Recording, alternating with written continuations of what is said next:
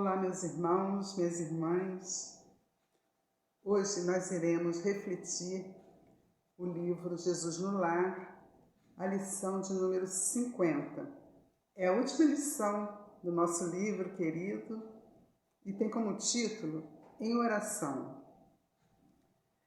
Na véspera da partida do Senhor, no rumo de Sidom, o culto do Evangelho na residência de Pedro revestiu-se de justificável melancolia.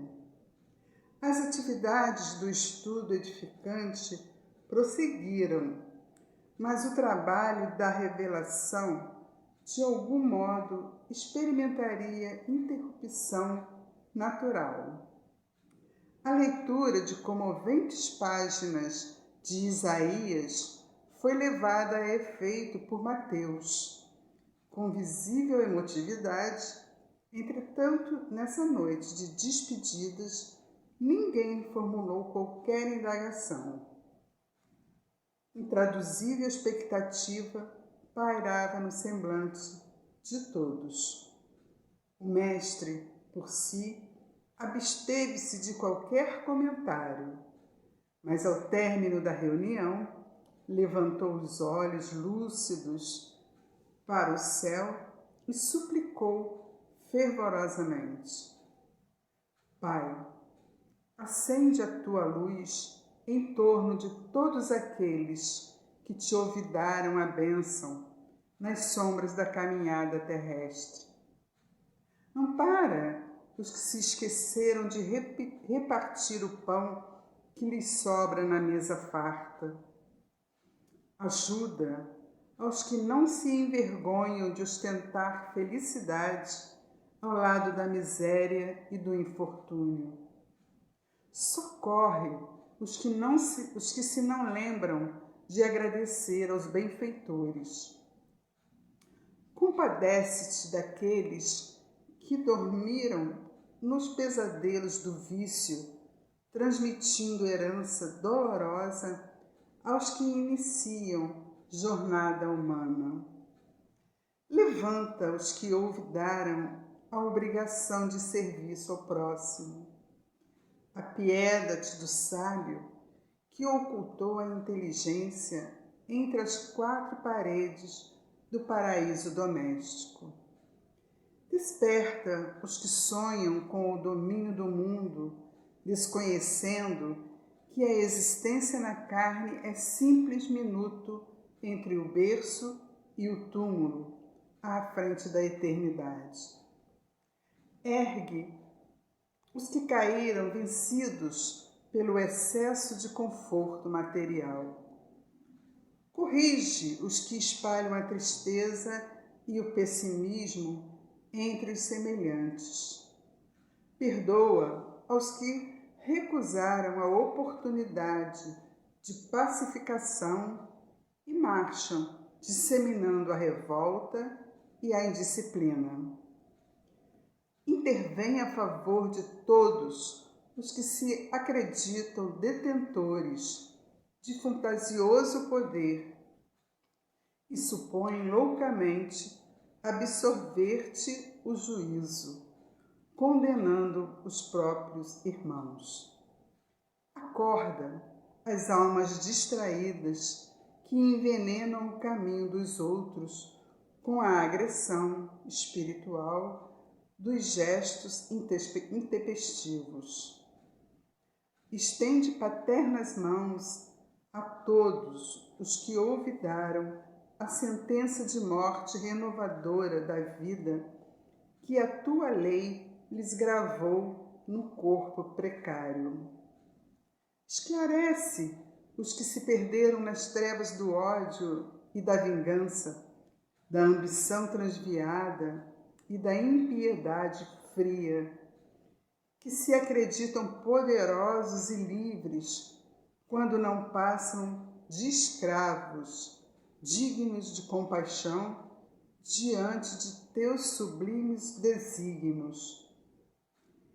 Eles todos, Pai, são delinquentes que escapam aos tribunais da terra, mas estão assinalados por tua justiça soberana e perfeita por delitos de esquecimentos perante o infinito bem. A essa altura, interrompeu-se a rogativa singular.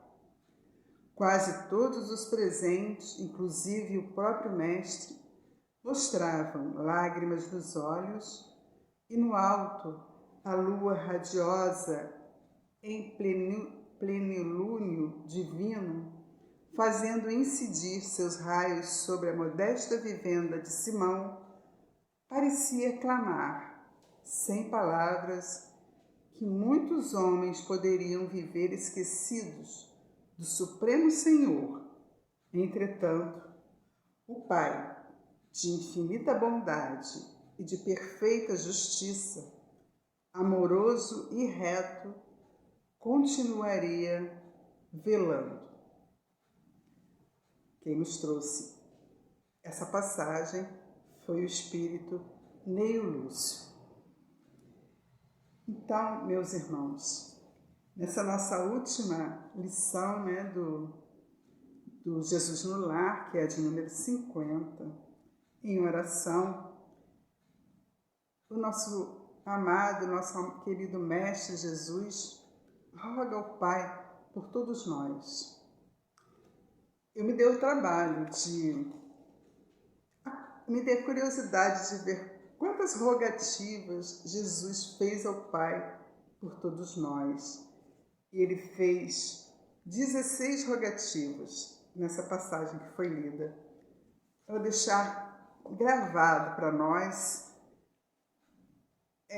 o quanto nós ainda precisamos trabalhar, porque se nós pegarmos esse livro em casa para ler tranquilamente ou olharmos na internet, nós veremos que todas as rogativas que Jesus fez há 2000 anos atrás, lá na casa de Pedro, a Deus, ela é muito atual e são situações que nós ainda estamos nelas até o dia de hoje.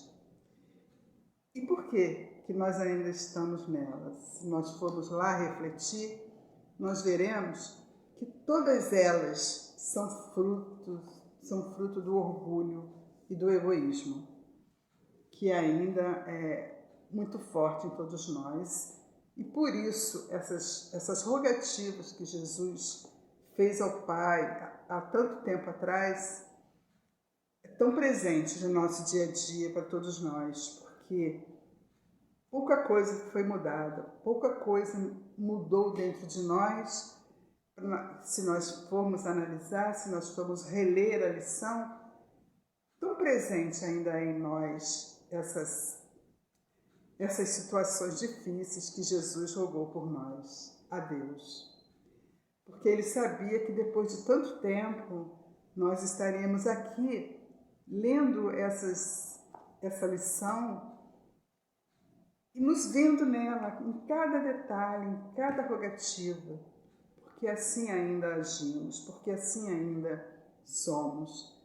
Apesar de todos os esforços que nós já fazemos para as nossas mudanças, para as nossas reformas, dentro de nós o egoísmo e o orgulho ainda fala mais alto todo o tempo da nossa vida. Eu fui lá na introdução desse livro, Jesus no Lar, e eu peguei um parágrafo onde Emmanuel, que foi quem nos trouxe a introdução desse livro, ele nos fala assim, no quarto parágrafo, Emmanuel fala assim para a gente: quando o Evangelho penetra o lar, o coração abre mais facilmente a porta ao Mestre Divino. Vou repetir. Quando o Evangelho penetra o lar, o coração abre mais facilmente a porta ao Mestre Divino. E aí nós nos colocamos, né? Será que esse evangelho que nós lemos a todo momento, que nós estamos sempre com ele à mão, ele está surtindo efeito na nossa vida de modificação, de reformas que precisamos fazer diante dessas rogativas que que Jesus fez há 2000 anos atrás por nós?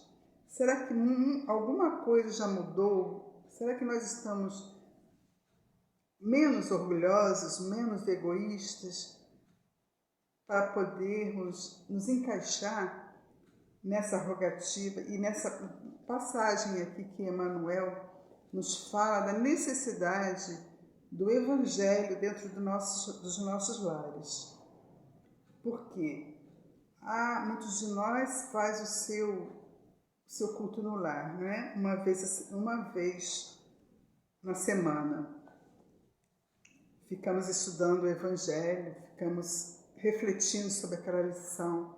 Mas o mesmo Emmanuel, que nos traz essa lição de hoje ali, ele também nos fala em algum outro livro que nós deveríamos fazer o Evangelho no lar pelo menos uma vez na semana. Pelo menos. Na verdade, nós já sabemos que o ideal é que nós façamos todos os dias, que nós tenhamos um momento de intimidade com o Evangelho de Jesus todos os dias, para que pouco a pouco ele vá entrando no nosso coração, né? Para que pouco a pouco aconteça que essa porta do nosso coração vá se abrindo para o Divino Mestre. Porque, por enquanto, nós ainda estamos um pouco fechados, né? Nós lemos, mas o Evangelho ainda não está dentro de nós como nós gostaríamos. Talvez, se o nosso contato com o Evangelho de Jesus fosse mais presente, fosse mais diariamente usado por nós em momentos de reflexão, em momentos de ver a bondade de Deus sobre a nossa vida, sobre cada um de nós, diariamente nessas reflexões, talvez nosso coração já estivesse mais aberto a Jesus, mais aberto para receber esses ensinamentos e, consequentemente, trazendo a nossa modificação interior, trazendo essa reforma que nós tanto buscamos, que nós tanto já queremos realizar dentro de nós. Talvez, né, Emmanuel tenha deixado também essa passagem para nós, para que nós possamos refletir nisso, que o Evangelho deve ser o nosso livro de cabeceira. Podemos ler 1000 outros livros, podemos gostar de 1000 outros livros espírita, mas o nosso livro do coração precisa ser o Evangelho segundo o Espiritismo. Precisa ser o Evangelho dos nossos dias, da nossa noite, dos nossos momentos de alegria, dos nossos momentos de tristeza. Então, é o Evangelho que precisa estar ali no momento que nós vamos dormir. Antes de dormir, estarmos lendo um pequeno trecho, ao acordar, né? Então, essas reflexões que a gente precisa trazer para nós é que vai nos ajudando a ver que se Jesus fazia diariamente esse contato de culto no lar com os seus apóstolos, com as pessoas, não foi à toa, né? Até porque Jesus nem precisava disso. Jesus é um espírito sublimado, crístico. Então, o que ele fez foi para deixar de exemplo para nós, para que nós fizéssemos igual. Usar o Evangelho, usar os seus ensinamentos. Primeiro vamos começar a nos acostumar com ele, com esse Evangelho, com esses ensinamentos, para que pouco e pouco ele vá tocando no nosso coração e as portas do nosso coração ela vá se abrindo. Como? vamos começar a ser mais generosos, vamos começar a querer repartir mais as coisas, vamos começar a pensar mais em Jesus, vamos começar a pensar mais em agir como Ele agiria naquela situação que chega à nossa vida, através dos seus exemplos, através dessa intimidade com o Evangelho de Jesus, porque é Ele que vai acalmar o nosso coração nos momentos que nós estivermos tristes, nos momentos que nós estivermos alegres, nos momentos que nós precisarmos dos conselhos, da direção. É Ele, é o Evangelho do Senhor Jesus que vai trazer esse acalento para o nosso coração. Então foi por isso que Jesus nos deixou esse exemplo do culto no lar todos os dias, para que a gente aos poucos também vá no esforço e na coragem mesmo de mudar atitudes no nosso dia a dia, na persistência para que a gente possa também começar a fazer, trazer esses estudos do Evangelho para o nosso dia a dia. Claro que muitos de nós já fazem isso, que bom que muitos já fazem, mas muitos de nós ainda não faz, né? Pouco ou mal fazemos o nosso culto no lar, né? Mas vamos no esforço e na disciplina buscar isso para as nossas vidas, para o nosso dia a dia, porque isso precisa fazer parte da nossa vida. O Evangelho de Jesus precisa ser parte integrante da nossa vida. Assim como lemos vários outros livros, né, no nosso dia a dia, tem pessoas que falam assim, poxa, que legal, esse mês eu li não sei quantos livros, mas li o Evangelho todos os dias. Então é isso que precisamos começar a refletir e mudar na nossa vida. Podemos ler 20 livros durante o mês, mas o Evangelho também precisa ser lido por nós, estudado e trazido para dentro do nosso coração todos os dias das nossas vidas. Encarnados ou desencarnados, o Evangelho vai sempre fazer parte da nossa vida, porque ele é o Consolador prometido por Jesus. Então, é esse consolo que nós temos que buscar, é esse consolo que Jesus nos orienta e que os Espíritos superiores também nos orientam a buscar. Leiamos os livros outros, mas busquemos em primeiro lugar o Evangelho. Então, meus irmãos, uma boa semana, fiquem com Deus, um grande beijo no coração de vocês.